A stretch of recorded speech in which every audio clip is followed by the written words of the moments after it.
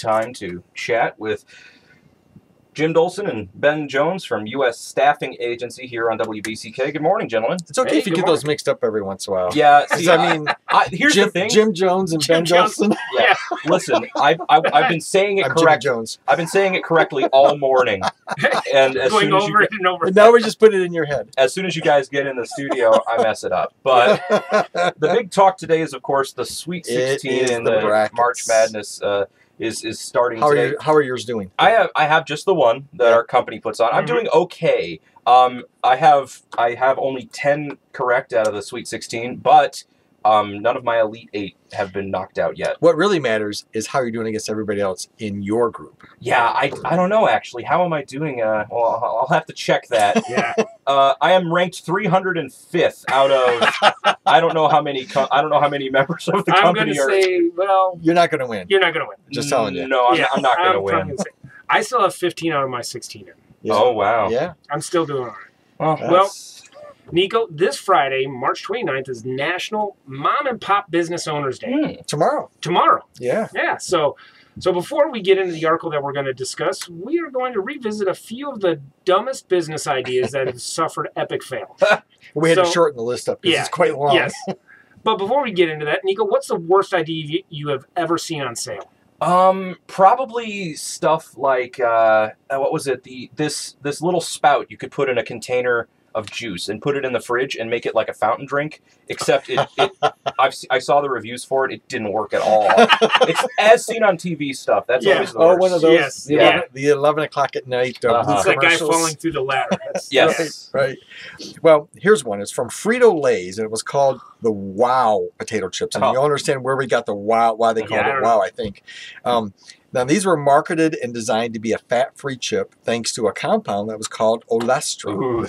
And unfortunately, the molecules of olestra are too large to digest, and they passed right through you, effectively becoming a laxative. So, if you can imagine, bad reviews and even worse comedy routines brought it to a short life. Man, olestra was a disappointment. It could have been really cool, but the giving people horrible bowel problems thing, it's a deal breaker. It is a deal breaker. For potato chip. How about this one? The I Smell USB device. Now, I mean, it sounds just as awful as it was. The device was designed so instead of getting that notification sound that you get when you get a new email or whatever, it would release an odor. So you plug it in your computer, release an odor as a notification. Hopefully they didn't get together with the Wow people at Frito-Lay's. That was a bad combo. Laxative odor. Yeah, so this product did not last real long. Well, Nico, maybe these businesses had dreams of growing into like multinational corporations, and obviously they did, but some of those ideas didn't make it.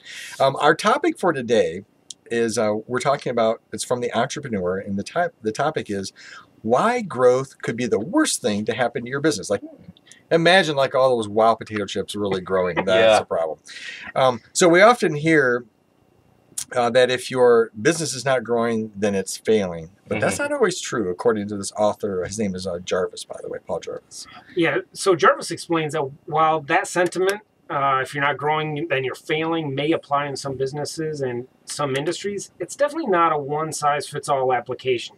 He argues that rapid or unchecked growth can end up being the downfall of business rather than that guiding light that you're looking for. Yeah. So the idea is that it's not that growth is bad or should be avoided. It only means that each growth opportunity surely should be looked at and analyzed on its own merit. Yeah, absolutely. He states 5 reasons why growth may not make sense. And the first is in regard to resilience. So Jarvis states that resilience is one of the most important traits for leaders and companies. And the more resilient companies are, the more in tune they are with their core values and customers. Right.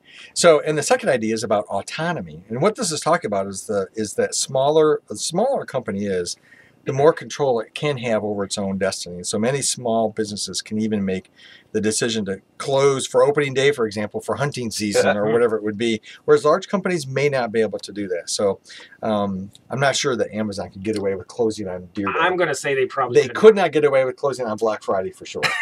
Yeah, I agree with that. The next idea discussed in this article is about speed. Now, in business, speed is not merely about working faster, but it's about figuring out the best way to conduct operations and having that nimbleness to make those quick decisions. Yeah, so, large companies do not have to have the luxury, they don't have the luxury, rather, of making those quick decisions. Now, this fourth idea is about simplicity. Now, as companies grow, they tend to acquire more complex systems and procedures. Life becomes more complicated, a lot less efficient. Nico, have you seen companies make something way more complicated than it needs to be? Well, I can say in personal experience, it's the way that chip readers work in a lot of stores nowadays. You have to put in the chip and then hit like 5 different buttons to finally get it done with. Yes. Yeah. And if you pull your card out too soon, you start over. Absolutely.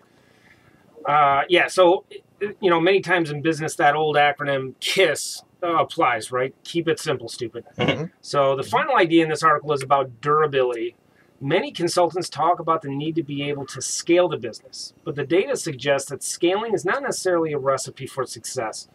Rather, a business should focus on how and where that business can do things better. Right. Like continuous improvement. And I would say, we talked about this the other day, the other acronym, the other way to do the KISS thing is keep it simple and smart. Which is a different way to look at it. It puts a positive spin on it sometimes.